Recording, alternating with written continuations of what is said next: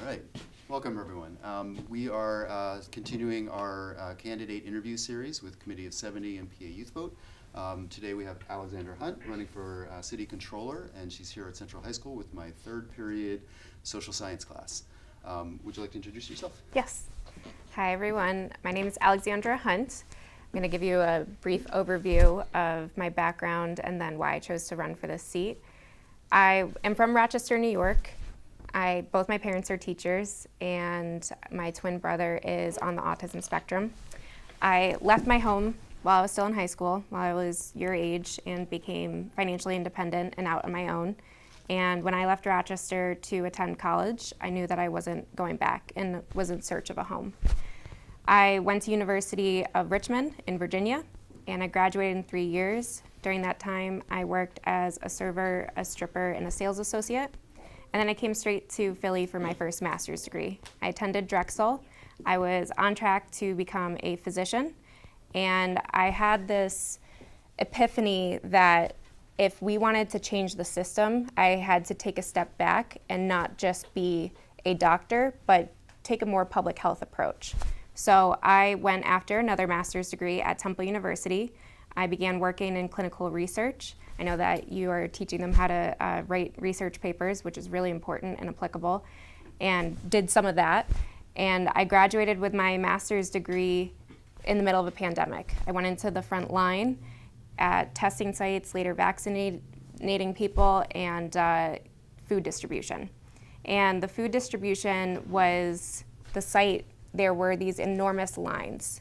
And I saw it and it broke my heart, and I recognized it as a systemic failure. Our government wasn't doing enough to get resources to the ground to help people. And that's when I chose to run for Congress against a longtime politician that I didn't think was doing enough. I didn't win against him, but built a movement and showed that I was willing to stand up to powerful people. With that in mind, with the public health approach, City Controller can play a role in building a well-being economy. And what a well-being economy is it doesn't put an emphasis on profit, but rather on the ability to flourish. And it's the belief that if you invest in community, you're gonna see economic prosperity. So that's what City Controller can be a part of, and that's why I'm running for City Controller. Great, thanks. Hi, thank you for being here today. My name is Maya Hanano, and I have our first question. So how does your life experience prepare you for office as controller? I think that's a really good question, and I think that has been something that has been used against me. Is I'm young. I'm 30 now, so I'm no longer considered young, but I'm pretty young. And I think lived experience is extremely important. I have been financially independent, and I know the value of every single dollar. I have lived paycheck to paycheck, and so I know what that means for Philadelphians who are in the same scenario or a similar scenario. And that means that I'm going to make sure that every single dollar of taxpayer money goes to work for us and to better our lives as Philadelphians.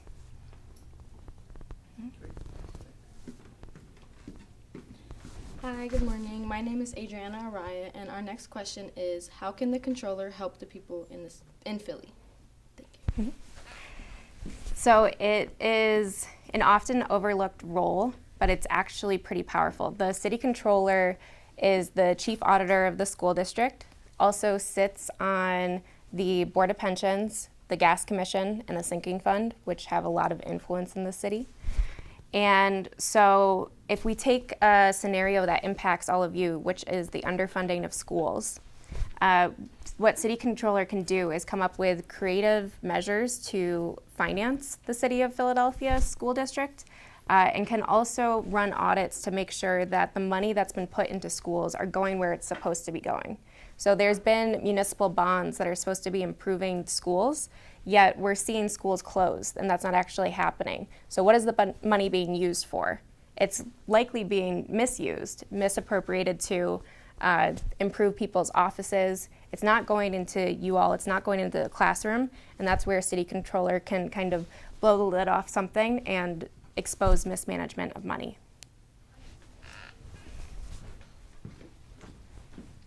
Hello, my name is Nuhu. My question for you is: do you support lower funding for the police or defunding? And if not, do you plan on rearranging where the funding is going? I support rearranging where the funding is going. My background's in public health, and as I said, well-being economy comes from when you invest in people and not in a police budget. We have an overinflated police budget, and we're seeing that pain demonstrated every day. You all are feeling it, and it would be better off spent on helping people with healthcare, with housing, with schools. So yes, I agree with that. So, like, for the rearranging, where do you, like, for the police department, do you, like, plan on putting it on training, or where would you like to arrange that? On trading? Training, or like Training. No, I plan on recommending to reallocate it to different departments, but departments that have a bigger impact on improving people's lives than policing them. Not rearranging the budget. I'm not saying invest more in training. I'm saying invest into housing, into schools. He still seems confused. Does that make sense? So take more money from the police, right, and like put it other places, or no? Yeah. Yeah. All right. Yeah. Do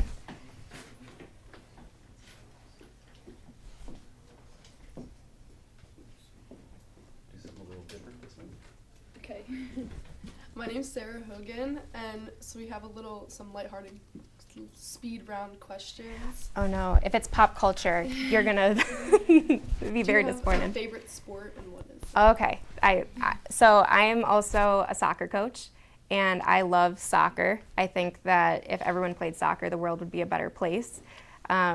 Soccer is not as big in Philadelphia, but that's something that I would like to change while I'm here. Are you a soccer player?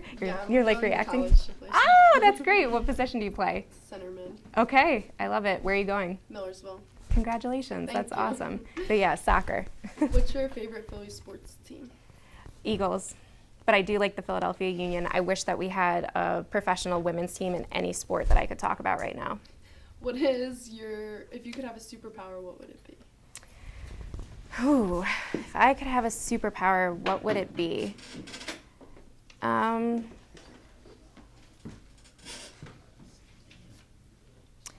I think if I could have a superpower, it would be how to open people's minds.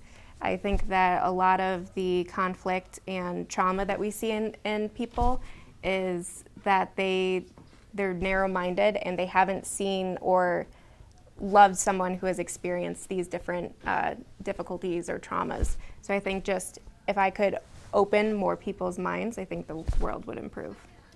Do you put your milk or cereal into the bowl first? Oh my God. Definitely cereal first. What Do you do milk? No. Oh, okay. Oh, okay. You're gonna kick me out if I do. What is to you the worst day of the week? The worst day of the week. So on Wednesdays, I would love it if this was like a middle of the day weekend, but Tuesdays are also pretty lame. Do you put pineapple on pizza? I'll eat it. Would you consider a hot dog to be a sandwich? Oh, I don't have a dog in this fight. No.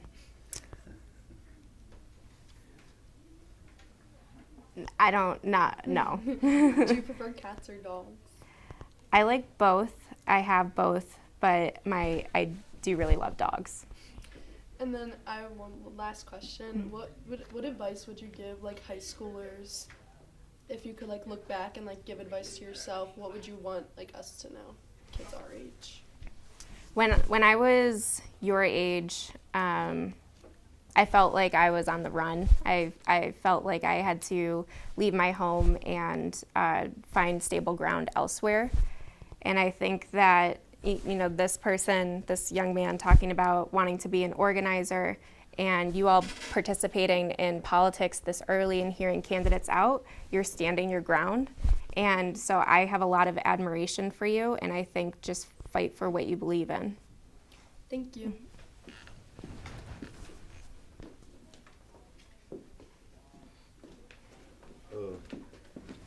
My name's Elijah Glazer, and I have your next question. Given your opposition candidates have many years of experience in the controller's office and otherwise, what qualifies you specifically above the rest? So I have the lived experience that I've already expressed of knowing the value of every single dollar. And I'm running for an executive position and to steer this office in the direction of helping Philadelphia, helping Philadelphians. So one of the things that we've been campaigning on is in the sheriff's office, there's something that happens with sheriff sales. When a home goes up, if they're behind on taxes, the sheriff comes in and sells their home. If there are excess proceeds, if there's extra money left over, that's supposed to go back to the original property owner. That's not what's happening. It's being kept by the sheriff's office, and then we don't know where the money is going. I have spoken to a lot of people across Philadelphia who have been impacted by this, who have had that money kept from them, and they didn't know that there was someone outside of the sheriff's office that could get involved and help them. And so I think city controller can play a bigger role of letting Philadelphians know that there's someone in their corner, but you have to have a vision for this office in order to do that. And my opponents do not have a vision. They're running on only having worked in the controller's office, and there's a lot of qualified people in the controller's office that are going to do the job that needs to get done, but we need a visionary.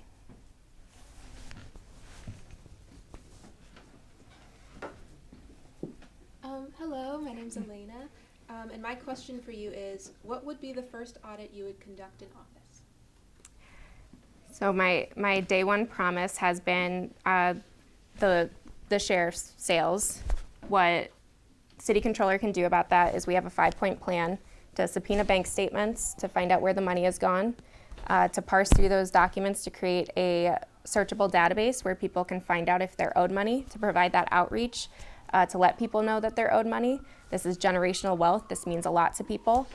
We're going to install a forensic accounting team, and what forensic accounting teams do is they go through the process of accounting records and they eliminate chances of fraudulent activity.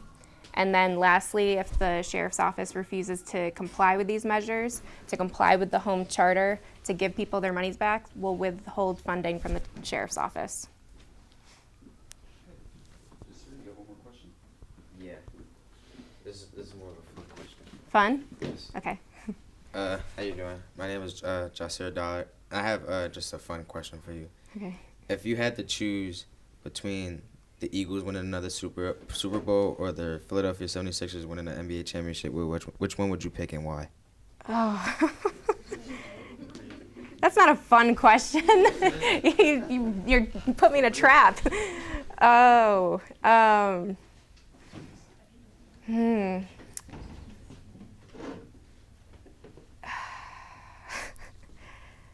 It's the toughest question you gotten all day. Yeah, it is. I don't even know how to choose. I think because we are close to a place where the Sixers could win, I want Philly to have that to celebrate. So I'm going to choose the one that we're closer to. Is that okay with everyone? No, they hated it, but I didn't know how to get out of that. All right. Are there any other questions from anyone? Okay. So I'm gonna just make some thank yous, and then I'll give you a last. Wait. You have one more? I am an Eagles fan. Yeah. The question was, are you an Eagles fan? Yes. Okay. Yeah.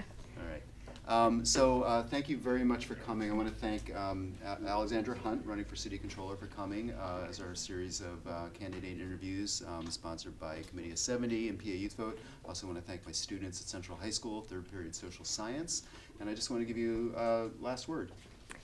I want to thank you all too. Thank you for being engaged and for your great questions and for letting me take up some of your third period on this rainy Wednesday.